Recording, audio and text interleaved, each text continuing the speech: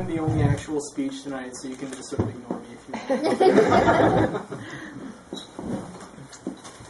want. Rob, I'm not sure if you actually understand what you've told me here. I've got to stand up in front of your entire family and make you sound good for 5 minutes.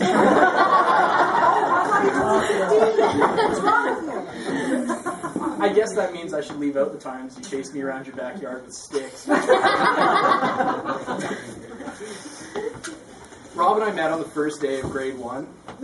I don't really remember it so much. I was too busy throwing up all over my desk in another class.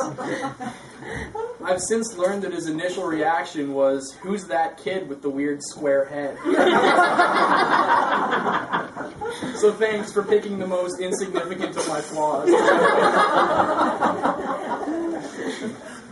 In the coming months, we were brought together by a shared interest in Star Wars, The Lion King, and small monsters that could be captured and battled.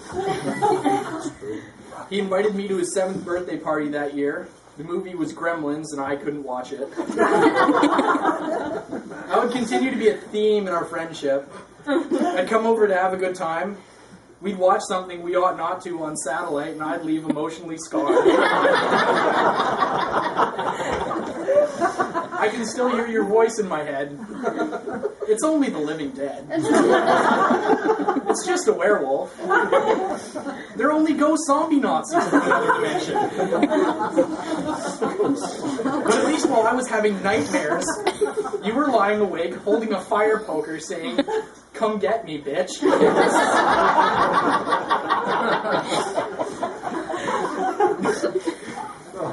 Whether we were Luke Skywalker and his trusty Ewok sidekick, freeing the field from the tyranny of Darth Vader, or peering into the swamp behind the backstop, trying to give names to the monsters we saw amongst the trees, what always struck me about Rob was no matter what the scenario, his creative spirit would never falter.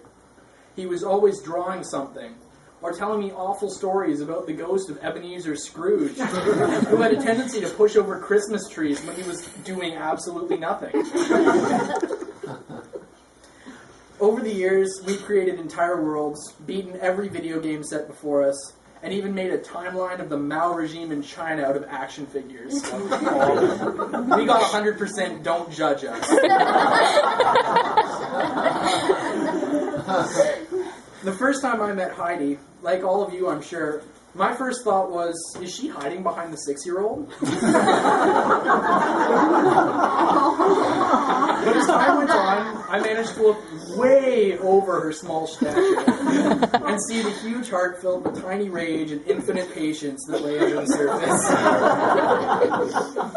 And in that moment, I realized that she was about the only person that could put up with Rob's love.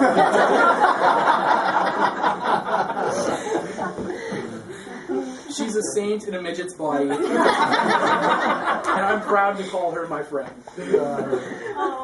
I was in Vancouver when I found out Rob and Heidi were getting married. I'd been there for almost 9 months, and I don't think I missed home more than I did in that moment. I felt like I'd missed the part where Rob grew up. Robert Louis Stevenson once said, "If we take matrimony at its lowest, we regard it as a sort of friendship recognized by the police. But you two have formed something true. You're friends, lovers, companions, and secret keepers." Last night, when I should have been rehearsing this, I found myself standing in front of a mirror, staring at a blank sheet of paper, where the speech should have been, with no idea what I should say, or how I should say it. Maybe because I still hadn't processed that my best friend was going to be married 2 hours ago. And even as I stand here, I don't really know what I'm supposed to say. These speeches always end with a wish of some kind. It seems cheap and cliched to wish you happiness, something you already have, and will have as long as you're together. And wishing you things like success, wealth, and fame are all meaningless if you're already happy. So I guess all I can do is wish you my best, because that's what I sincerely hope you find. The best.